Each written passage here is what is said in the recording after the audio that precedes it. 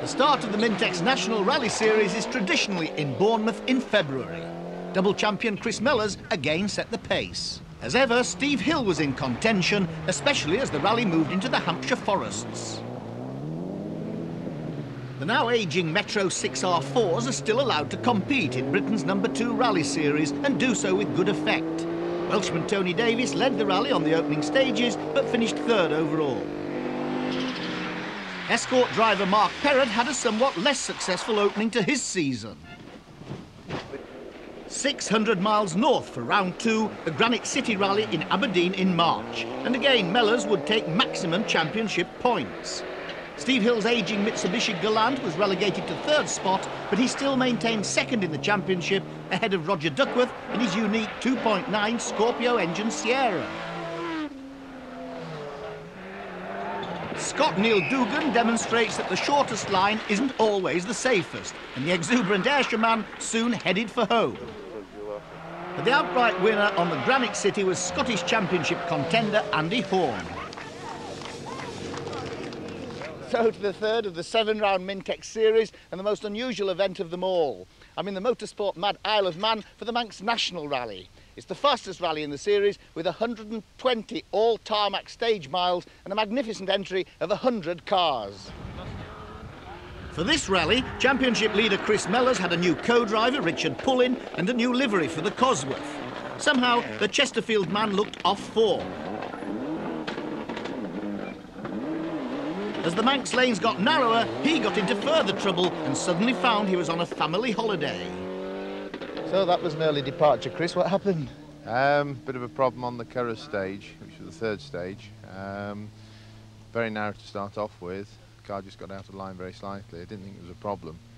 And obviously hit something in the edge. There must have been a stone or something, and it pulled the front wheel off. Great friend and adversary Pete Doughty has built himself an Escort Cosworth this year. Although not contesting the Mintex series, the 1994 Manx winner was looking good. Setting impressive times in the John Price rallying Metro was another non-championship contender, Stephen Price. Going into the 5th stage, he was in 3rd position. Steve Hill and Stella Boyles were pressing hard in the ex-Safari car, intent on chasing championship points, when they encountered what appeared to be a nasty accident.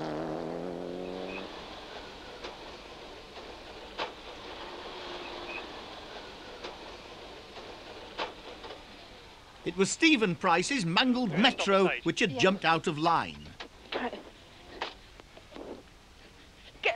Get somebody to get help.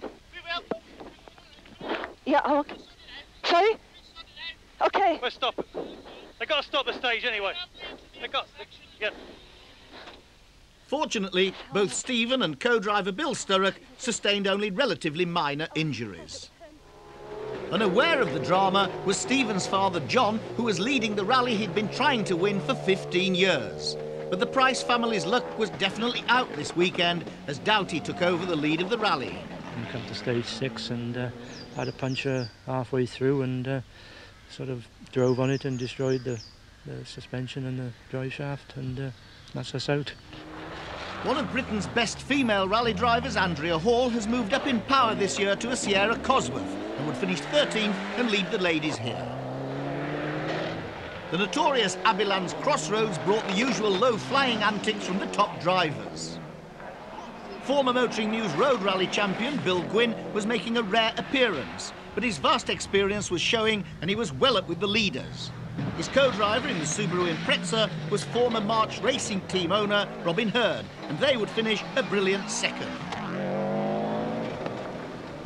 The TT Grandstand at Douglas is the main service area on the Manx National, and cars visit this several times. Steve Hill is now treading carefully, aware that the Mintex series is now opening up.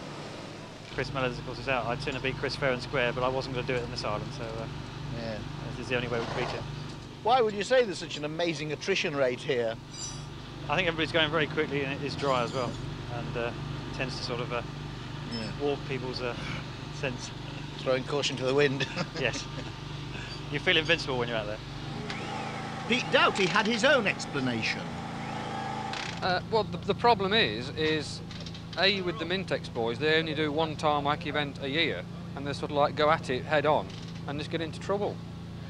And I mean, what are your tactics now? Because you've got a nice little lead, have you? I'll just try and sit on it, I think. Despite his healthy lead, Doughty and co-driver Lynn Jenkins never eased up the pace as the route crisscrossed the island using artificial chicanes to slow down the average speed.